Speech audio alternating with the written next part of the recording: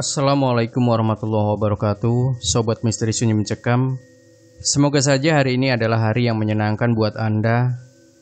Kalaupun ada di antara sebaliknya, Anda yang hari ini sedang sakit atau mungkin sedang kesusahan, semoga akan segera berganti dengan kebahagiaan.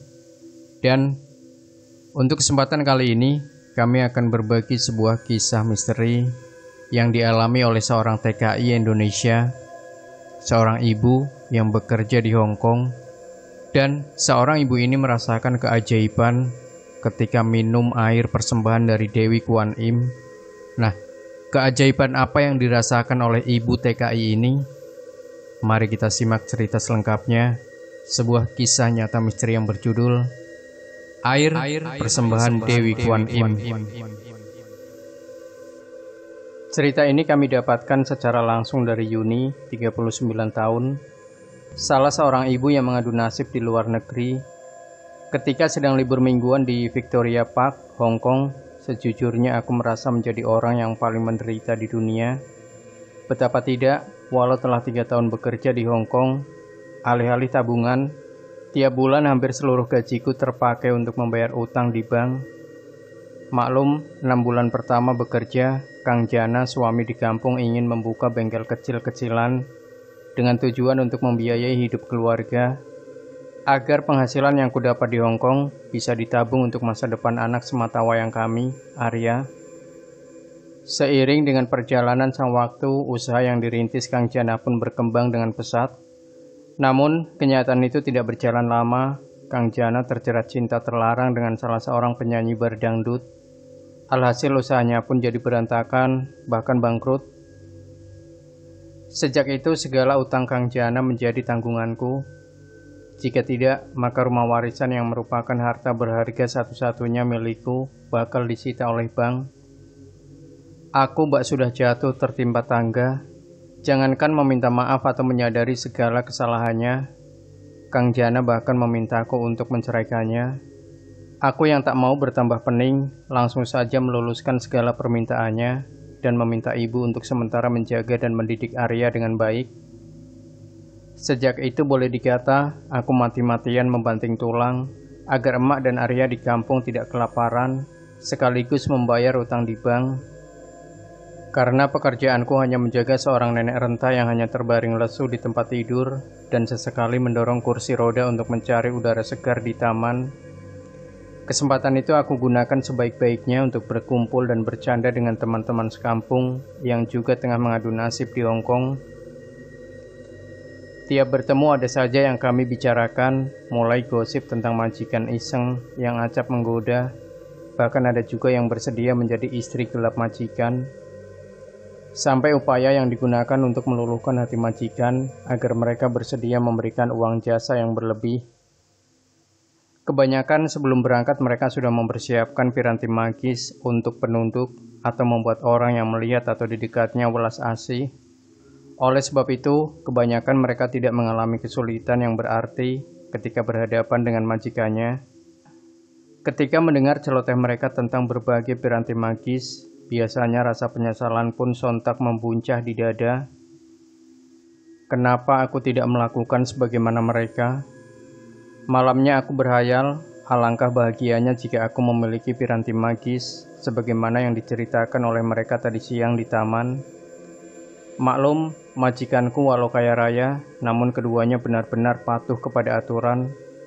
Artinya aku hanya mendapatkan gaji dan uang jasa lain sesuai dengan yang tertera pada kontrak kerja. Hingga pada suatu hari libur, aku sengaja mendatangi kuil Siksik Yuen Wong Tausin yang oleh masyarakat setempat diyakini bahwa setiap permohonan akan menjadi kenyataan. Kuil ini juga dikenal dengan sebutan sebagai rumah bagi 3 agama, Taoisme, Buddha, dan Konghucu. Setelah sejenak melihat-lihat, aku coba mendekati seorang lelaki parubaya yang entah kenapa begitu menarik perhatianku. Aku pun menyapa dan memperkenalkan diri, yang disambutnya dengan ramah. Senyum selalu mengembang di bibirnya. Walau sudah parubaya, namun lelaki yang dikenal dengan sebutan Senseitan tampak demikian bugar. Kehangatannya membuatku luluh dan menceritakan segala apa yang kualami sambil terisak. Senseitan tetap saja tersenyum dan berkata, "Mintalah kepada Tuhan, pasti ada jalan keluarnya."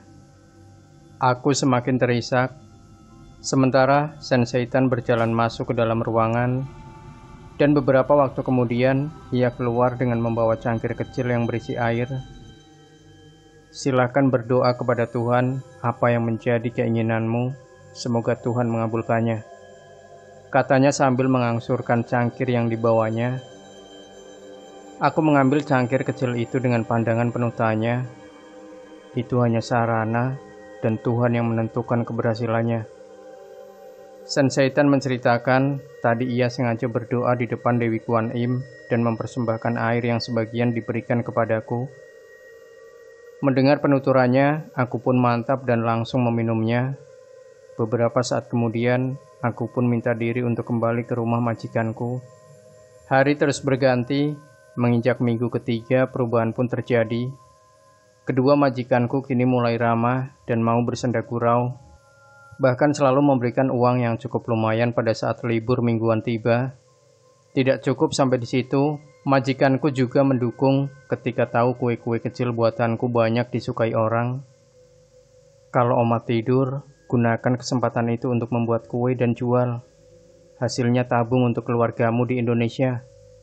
Demikian kata istri majikanku pada suatu hari.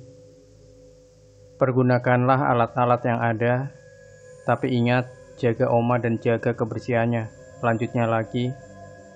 Perlahan namun pasti, hutangku pada bank pun lunas. Kini aku mulai bisa menabung.